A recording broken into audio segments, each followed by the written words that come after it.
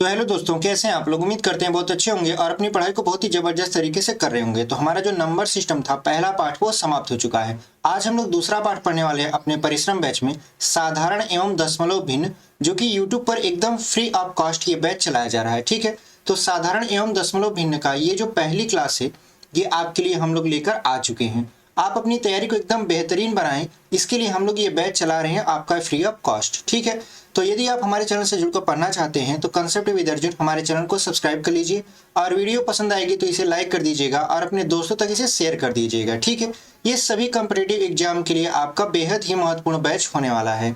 तो आज हम लोग पढ़ेंगे भिन्न किसे कहते हैं और भिन्न के कितने प्रकार होते हैं। ठीक है, यानी ये जो हमारी क्लास रहने वाली है, आज हम लोग इसी टॉपिक के विषय में चर्चा करेंगे। तो चलिए हम लोग क्या करते हैं, वीडियो को शुरू करते हैं। एकदम शुरू से हम लोग पढ़ना शुरू करेंगे। तो देखिए, हम लोग पढ़ेंगे पहले भिन्न क्या होता है, यानी आप भिन्न कहते किसे हो। तो आपने नंबर सिस्टम में पढ़ा था कि परिमेय जो संख्या होती है वो रहती है p/q के रूप में। तो आप कह सकते हो कि परिमेय संख्या को हम भिन्न बोल सकते हैं। यानी आप अगर शॉर्टकट में बताएं कि भिन्न किसे कहते हैं, तो आपका कह सकते हो आप कि परिमेय संख्या को हम भिन्न कहते हैं। परिमेय संख्या किसे कहते हैं? ऐसी संख्या जो p/q के रूप में लिखी जा सके, जहां उसका जो q है वो 0 के बराबर ना हो। जो q है वो 0 के बराबर ना हो तो कहा जाता है कि संख्या परिमेय संख्या है। तो जो भिन्न है उसकी परिभाषा क्या निकल कर आई? ऐसी संख्या जिसे p/q के रूप में लिखा जा सकता है, जहां q 0 के बराबर ना हो, भिन्न कहलाता है। ये जो ऊपर p लिखा रहता है आपका और बटे q लिखा रहता है, तो p वाले को बोलते हैं अंश। ठीक है, p वाले को क्या बोलते हैं? अंश बोलते हैं। और जो ये नीचे लिखा रहता है इसको बोलते हैं हर, और ये जो बीच में लाइन दी रहती है इसको बोलते हैं बटा। इसको क्या बोल देते हैं? बटा बोल देते हैं। ये भाग का चिन्ह दर्शाता है। ठीक है, तो उम्मीद करते हैं आपको जो भिन्न है इसकी परिभाषा समझ में आई होगी। यानी ऐसी संख्या जिसे p/q के रूप में व्यक्त किया जा सके आपका भिन्न कहलाती है, जहां p जो है वो भिन्न का अंश होता है और q होता है भिन्न का हर। और ये जो बीच में लाइन खींची रहती है जो दोनों को अलग करती है, इसे बोलते हैं बटा, और ये भाग का चिन्ह दर्शाती है। ठीक है, जैसे अगर बात करें, जैसे आपके सामने लिख दिया जाए 2 और पूछा जाए क्या ये भिन्न है। आपसे पूछा जाए कि ये बताइए 2 भिन्न है या नहीं है, तो आप कहोगे 2 भिन्न है। कैसे? क्योंकि आप इसके बटे में अपने से 1 लिख सकते हो। तो ये हो गया आपका p/q के रूप में, यानी 2 आपका भिन्न है। अगर पूछ लिया जाए 3/5 ये भिन्न है कि नहीं, तो आप कहोगे जी बिल्कुल भिन्न है। अगर पूछा जाए 3/5 में हर बताइए, तो हर कितना होगा? 5 होगा, और अंश कितना होगा आपका? अंश हो जाएगा 3। ठीक है, तो उम्मीद करते हैं आपको भिन्न क्या है, अंश क्या है, हर क्या है और बटा क्या है समझ में आया होगा। चलिए बढ़ते हैं इसके आगे। आगे देखिए, आगे आपका साधारण भिन्न। ठीक है, क्योंकि पाठ का नाम था साधारण भिन्न एवं दशमलव भिन्न, तो सबसे पहले हम लोग साधारण भिन्न सिंपल फ्रैक्शन पढ़ते हैं। साधारण भिन्न किसे कहते हैं? एक ऐसा भिन्न जिसका हर 10 न हो। ऐसे समझिए, एक ऐसा भिन्न यानी ऐसा जो भिन्न हो, इसका जो हर हो वो 10 न हो, क्या कहलाएगा आपका? साधारण भिन्न कहलाएगा। यानी एक ऐसा भिन्न जिसका हर 10 न हो, क्या कहलाएगा? साधारण भिन्न कहलाएगा। जैसे अगर बात करें जाए 5/9 की, तो देखिए इसका जो हर है 9, वो आपका 10 नहीं है। इसका मतलब ये कौन सा भिन्न है आपका? ये है आपका साधारण भिन्न। ठीक है, ये क्या है आपका? साधारण भिन्न है। अगर मान लेते हैं लिखा है 5/3, तो भी ये क्या है आपका? साधारण भिन्न है। क्यों साधारण भिन्न है? क्योंकि जो इसका हर है वो आपका 10 के बराबर नहीं है। ठीक है, तो 10 के बराबर जब नहीं होता तो उसे हम लोग क्या बोल देते हैं? साधारण भिन्न बोल देते हैं। हर की बात कर रहे हैं हम, अंश की नहीं। ठीक है, तो अगर एक एग्जाम्पल और ले, हम मान लेते हैं हमने लिखा 5/ यहाँ पे 60। ठीक है, हमने क्या लिख दिया? 5/60 लिख दिया। क्या ये साधारण भिन्न है? आप कहोगे क्या ये साधारण भिन्न है? आपके मन में प्रश्न आएगा। तो हम कहेंगे देखिए, ये 5 है और यहाँ पे 60 लिखा है, तो 60 को हम 6 गुणे 10 लिख सकते हैं। तो जब 60 को 6 गुणे 10 लिख दिए तो इसका जो बटा है, हर है, वो 10 हो गया कि नहीं हो गया।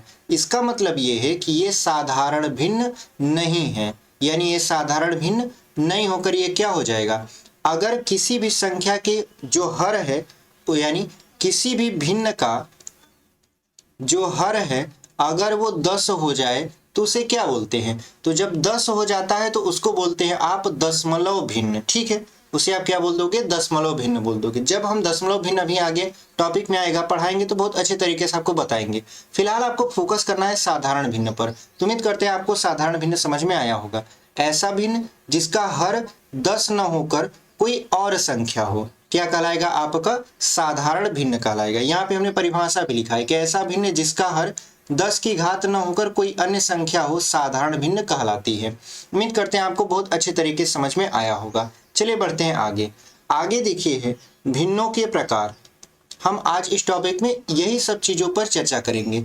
भिन्नों के प्रकार यानी टाइप ऑफ फ्रैक्शंस कितने होते हैं। तो जो हमारा पहला है वो है आपका संक्षिप्त भिन्न। संक्षिप्त भिन्न किसे कहते हैं, देखिए, एक ऐसा भिन्न जिसमें अंश और हर के बीच एक के अलावा कोई दूसरा उभयनिष्ठ हो ही न, यानी एक ऐसा भिन्न जिसमें अंश और हर के अलावा उसमें एक के अलावा कोई दूसरा उभयनिष्ठ खंड हो ही न, क्या कहलाता है, आपका संक्षिप्त भिन्न कहलाता है। जैसे देखिए, अगर हम लिखें 3/4, तो देखिए 3 और 4 के बीच में कोई अन्य उभयनिष्ठ गुणनखंड है नहीं, तो 3 और 4 के बीच में क्या है, एक के अलावा कोई अन्य उभयनिष्ठ गुणनखंड नहीं है, तो ये क्या है, आपका संक्षिप्त भिन्न है। अगर हम लिखें 5/7, तो ये भी क्या है, आपका संक्षिप्त भिन्न है। अगर हम लिख दे 3/12, क्या यह संक्षिप्त भिन्न है, तो आप कहोगे नहीं, यह संक्षिप्त भिन्न नहीं है, क्योंकि 3 को तो 3 खुद काट सकता है और 12 को भी 3 काट सकता है। इसका मतलब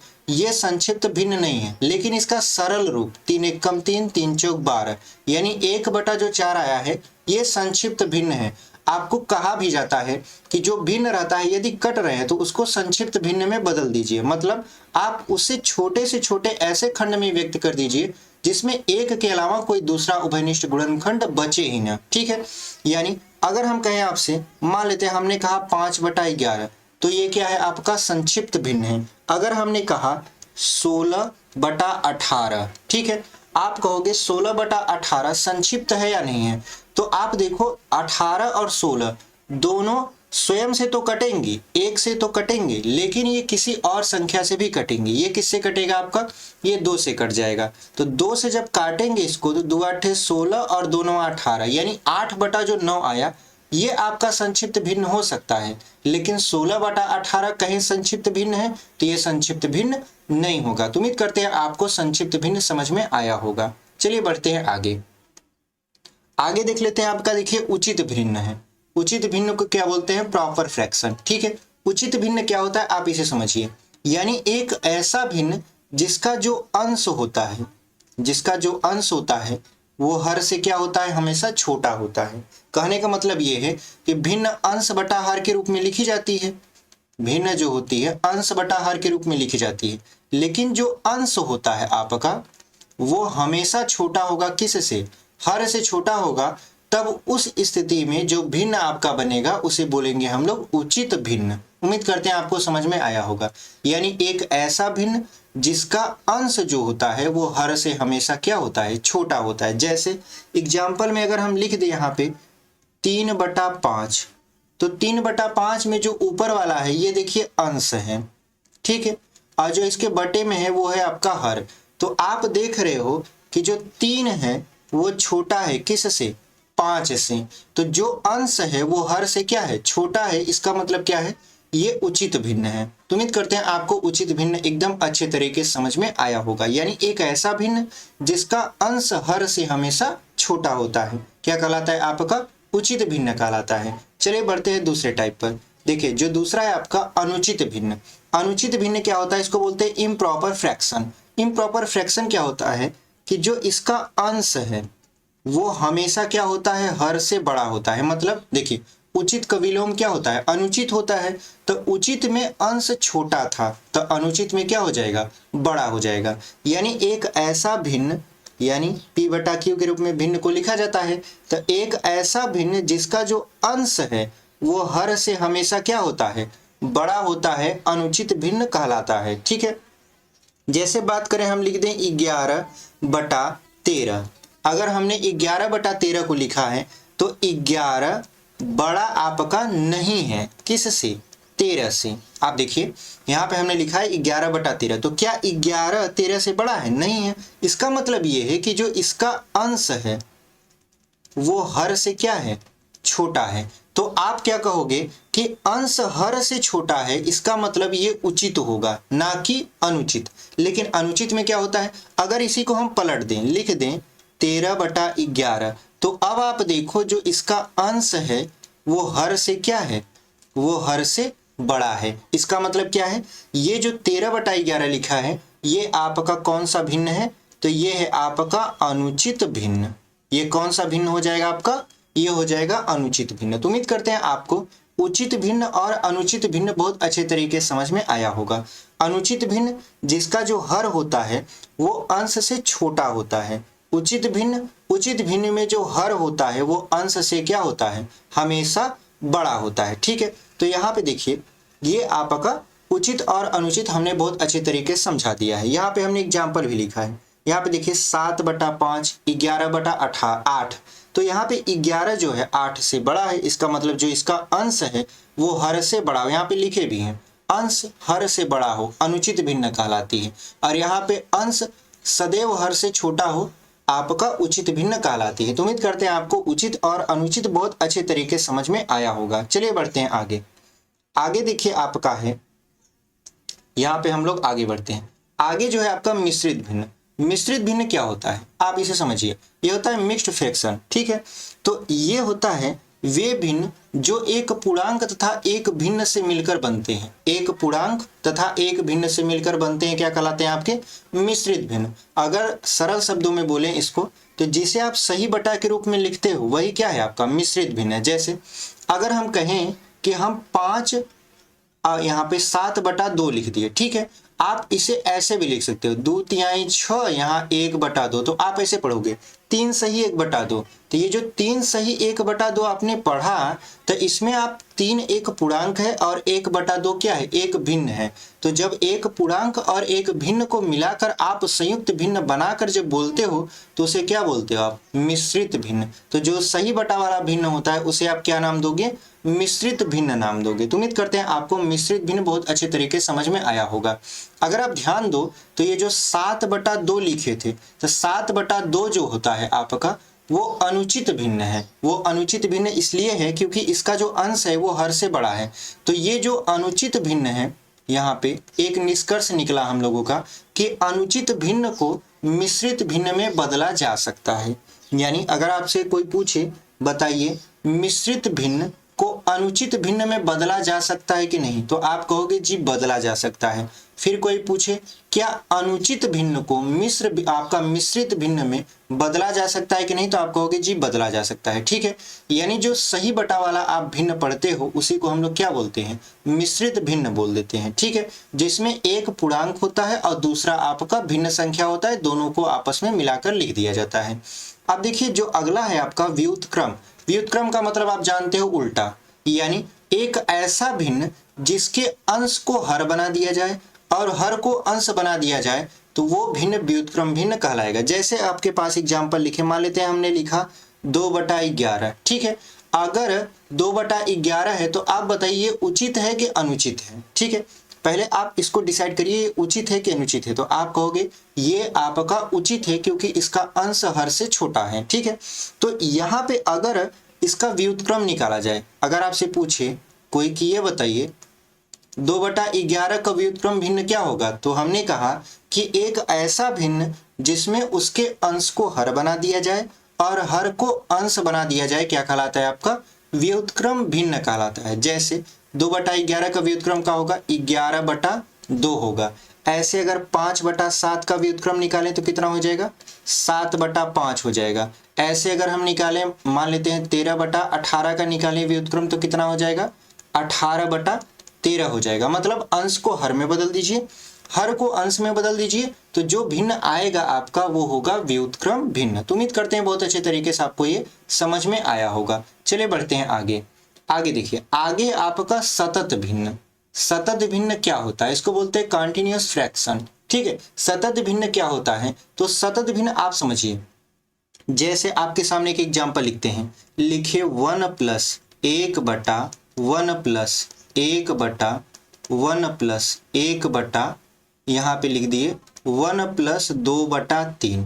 ठीक है, आपके सामने हमने इस तरीके का एक एग्जाम्पल सेट किया और पूछा कि बताइए ये कौन सा भिन्न है। तो आपका जो आंसर होना चाहिए वो ये होना चाहिए कि सर ये सतत भिन्न है।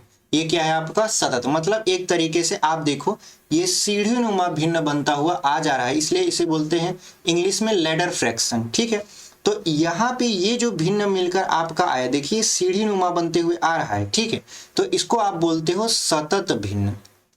क्या बोल देते हो आप, सतत भिन्न। तो वही आपका ये जो परिभाषा इसमें लिखा है कि सतत भिन्न के अंश और हर में कोई निश्चित नियम नहीं होता। इसका नियम होता है, जब हम आपको पढ़ाएंगे अभी आगे जो क्लास करवाएंगे उसमें हम आपको ऐसे प्रश्न बहुत सारे करवाएंगे। तो सतत भिन्न के अंश और हर में कोई निश्चित नियम नहीं होता, इसलिए इसे परिभाषित करना सरल नहीं है। इसे परिभाषित करना सरल नहीं है, लेकिन ये सवाल बहुत सरल तरीके से लगता है। बहुत अच्छे तरीके से हम इसकी जो क्लासेस हैं वो लेकर आएंगे और बहुत अच्छे तरीके से ऐसे सवाल को सॉल्व करना बताएंगे एकदम चुटकियों में। ठीक है, फिलहाल हम लोग क्या पढ़ लेते हैं, सतत भिन्न। तो जो ये लैडर वाले सवाल होते हैं, मतलब ये जो सवाल बनकर आते हैं इस तरीके के, इसको हम लोग बोलते हैं सतत भिन्न। तो उम्मीद करते हैं आपको सतत भिन्न क्या है समझ में आ गया होगा। जैसे कि एग्जाम्पल अगर सवाल हम और बनाएं, मान लेते हैं हमने लिखा यहाँ पे एक, यहाँ पे लिखा 1+1/1+1/1+2 यहाँ पे लिख दिया 5। तो ऐसे जो सवाल बनकर आते हैं, ऐसे सवालों को हम लोग क्या बोलते हैं, सतत भिन्न बोलते हैं। ठीक है, तो उम्मीद करते हैं आपको सतत भिन्न समझ में आया होगा किसे कहते हैं।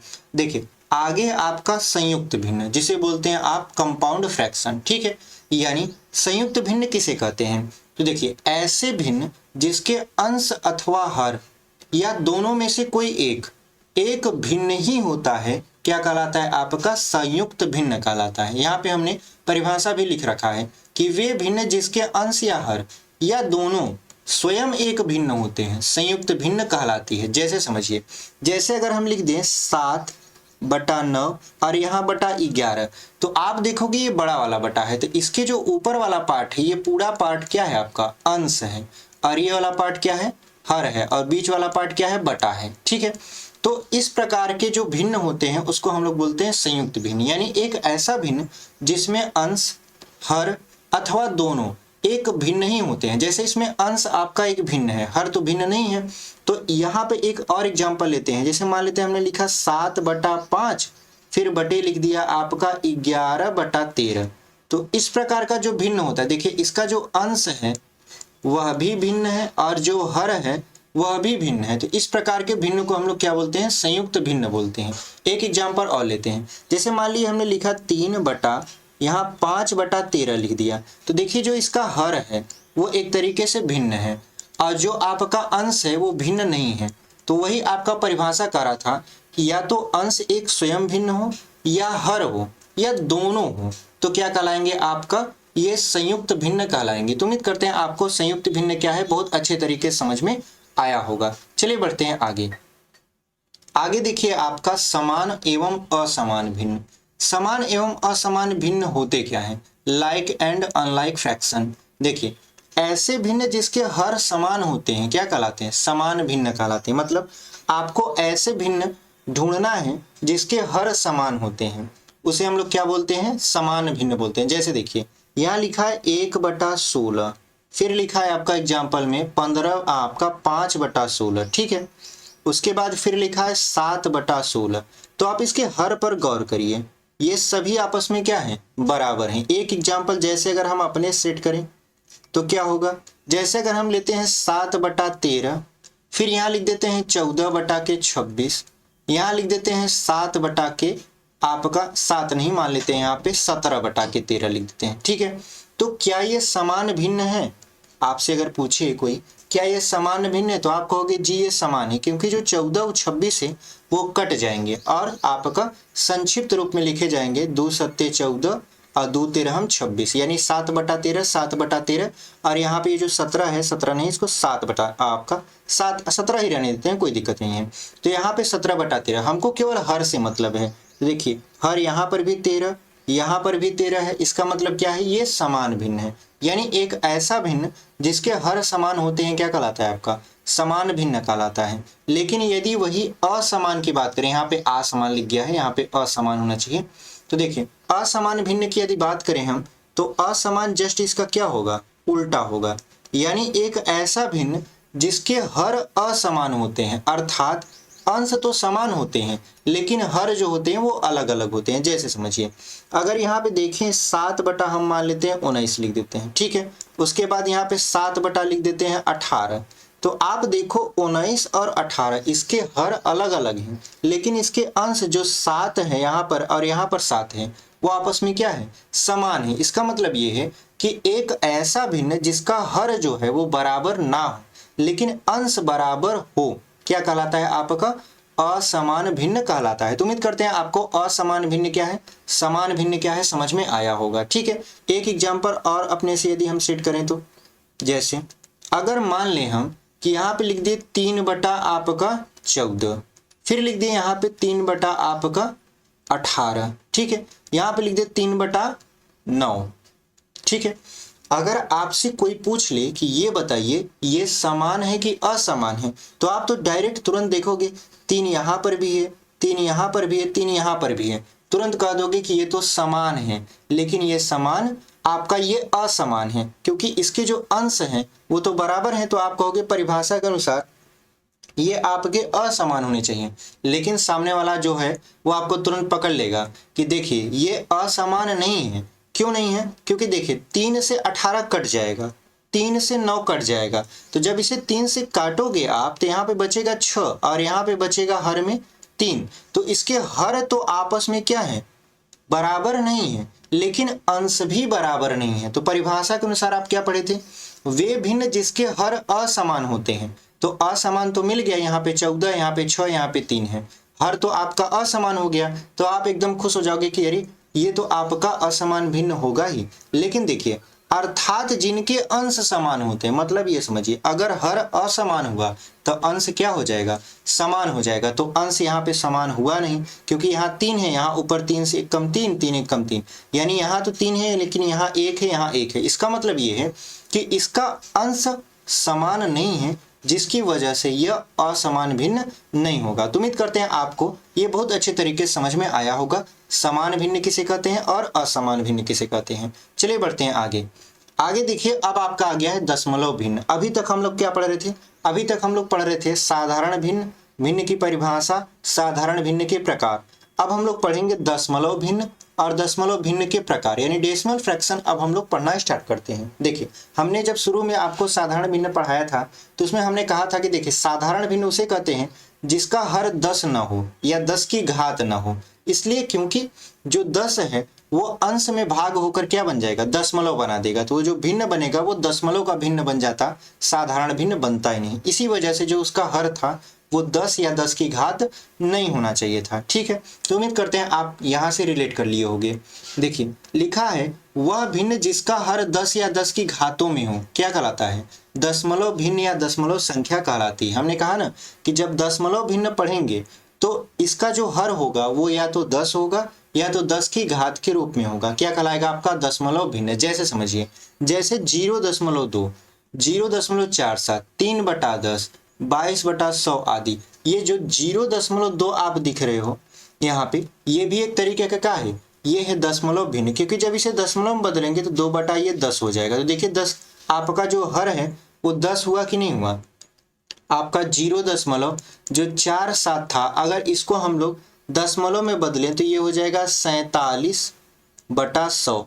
तो ये 10 की घात हुआ कि नहीं हुआ। यानी इसका मतलब ये है कि जो संख्या दशमलव में दी रही आपका दी गई होती है, अगर उसको हम लोग आपका दशमलव भिन्न में बदले, मतलब दशमलव में दिया रहता है और अगर यदि उसको साधारण भिन्न में बदले तो संभावना ये होती है कि जो इसका हर होता है वो 10 होता है या 10 की घात के रूप में होता है। ठीक है, इसी वजह से इसकी परिभाषा में कहा गया है कि वह भिन्न जिसका हर 10 या 10 की घात के रूप में होता है दशमलव भिन्न या दशमलव संख्या कहलाती है। ठीक है, तो उम्मीद करते हैं आपको बहुत अच्छे तरीके से दशमलव भिन्न क्या होता है समझ में आया होगा। अब दशमलव भिन्नों के प्रकार को हम लोग डिस्कस करेंगे। देखिए दशमलव भिन्न के प्रकार कितने होते हैं, तो सबसे पहले आता है पुनरावृत्त दशमलव भिन्न। ये होता क्या है? Recurring decimal fraction. अब ये होता क्या है इसको समझ लेते हैं। पुनरावृत्त का मतलब होता है पुनः कोई चीज दोहरा, ठीक है, यानी कोई चीज पुनः दोहराई जाती है तो उसे क्या बोलते हैं? पुनरावृत्त।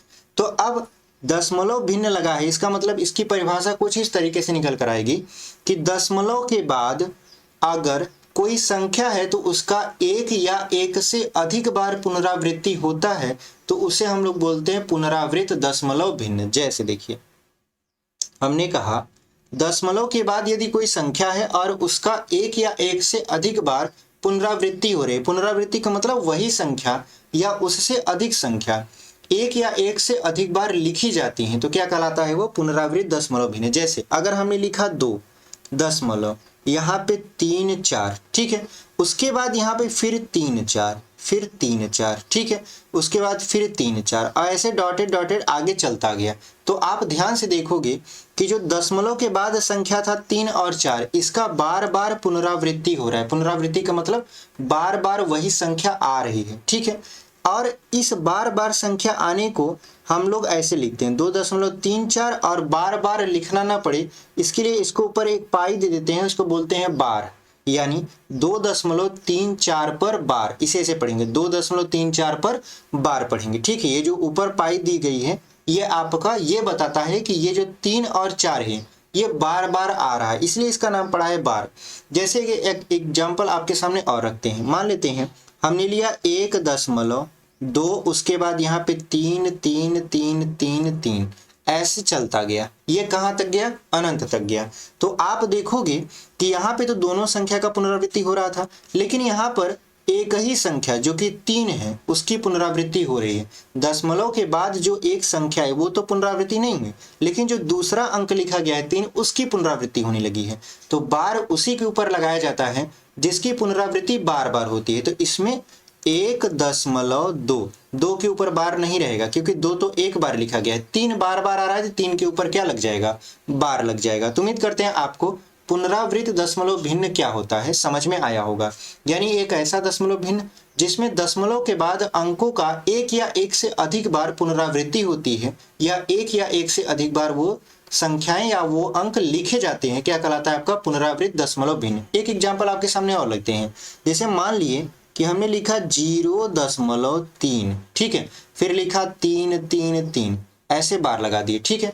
तो दो प्रश्न आपके मन में उठेंगे, क्या मैं इसे 0.33 के ऊपर ऐसे बार लिख दूं या क्या मैं 0.3 के ऊपर बार लिख दूं? ठीक है, आपके प्रश्न मतलब मन में ये प्रश्न उठेगा कि ये बताइए 0.333 ऐसे करके लिखा है तो क्या मैं 0.33 मतलब 33 के ऊपर बार लिख दूं या 0.3 के ऊपर बार लिख दूं?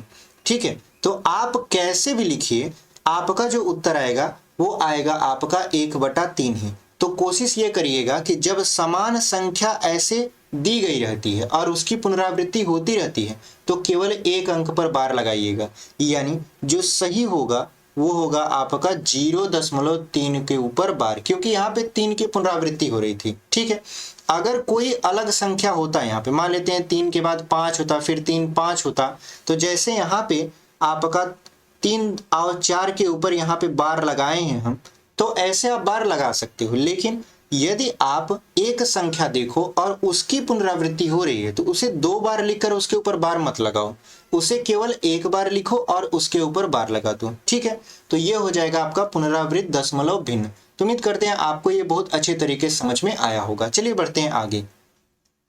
आगे जो आपका ये पुनरावृत्त जो दशमलव भिन्न था, इसमें हमने देखिए आपको बताया था कि 2 संख्या पर भी आपका बार लगता है, एक संख्या पर भी बार लगता है, संख्या लिखने के बाद एक संख्या पर बची है उसके ऊपर भी बार लगता है। तो उसी के अनुसार से पुनरावृत्त जो दशमलव भिन्न है वो दो प्रकार के हो गए। कौन कौन से?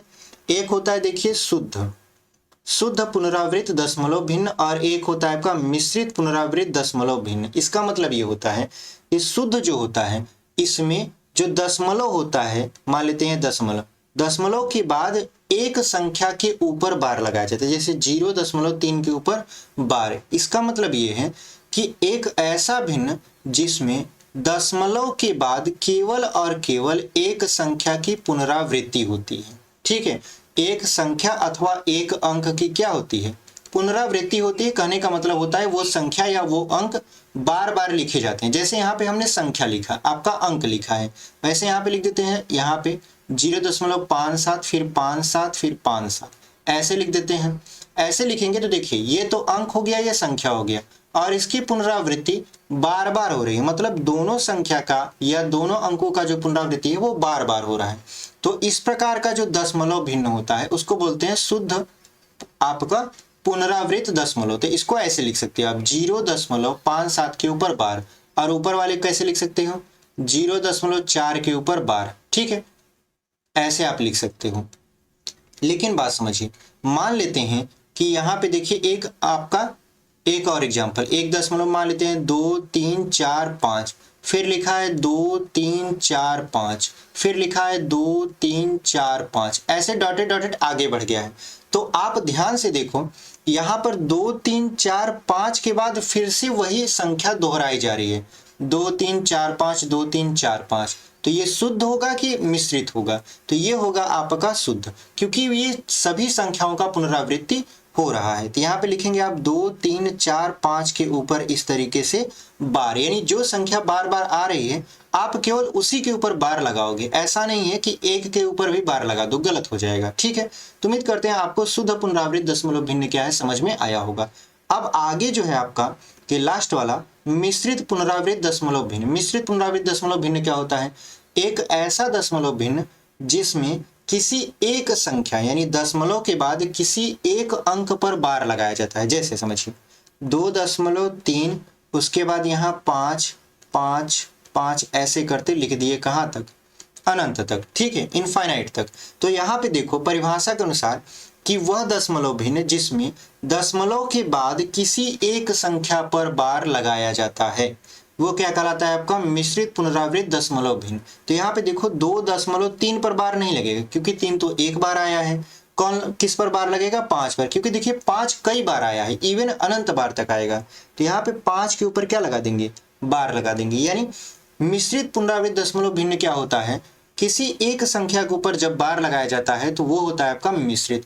अच्छा, इसको जब हम बटे में बदलेंगे, मतलब ये जो दशमलव भिन्न है इसे जब साधारण भिन्न में बदलना सिखाएंगे तो आपको बताएंगे कि कैसे इसको आप साधारण भिन्न में भी बदल सकते हो। बहुत अच्छा ट्रिक जो है वो हम आपको बताने वाले हैं इस वीडियो में। तो पूरा का पूरा ये परिश्रम बैच आप ज्वाइन करके देखिएगा, एकदम फ्री ऑफ कॉस्ट होने वाला है, और यूट्यूब पर है, प्लेलिस्ट बना हुआ है, आप जाके शुरू से मैथ एकदम देख सकते हैं। और अपनी तैयारी जैसे एसएससी जीडी हो गया, आपका यूपीपी री एग्जाम होने वाला है, बिहार पुलिस री एग्जाम की डेट आ गई है, उसके बाद आपका आने वाला है एसएससी सीएचएसएल, उसके बाद आपका एसएससी एमटीएस रहने वाला है। तो इन सब के लिए जो आपका बैच है वो लाया गया है। ठीक है, और हमारा मकसद सिर्फ इतना है कि आपको गणित एकदम सिखाकर हम लोग जाएं। ठीक है, तो चलिए बढ़ते हैं आगे। तो हम कहाँ थे? मिश्रित पुनरावृत्त दशमलव भिन्न पर। तो हमने आपको यहाँ पे बताया था कि दशमलव के बाद किसी एक संख्या पर क्या लगाइए?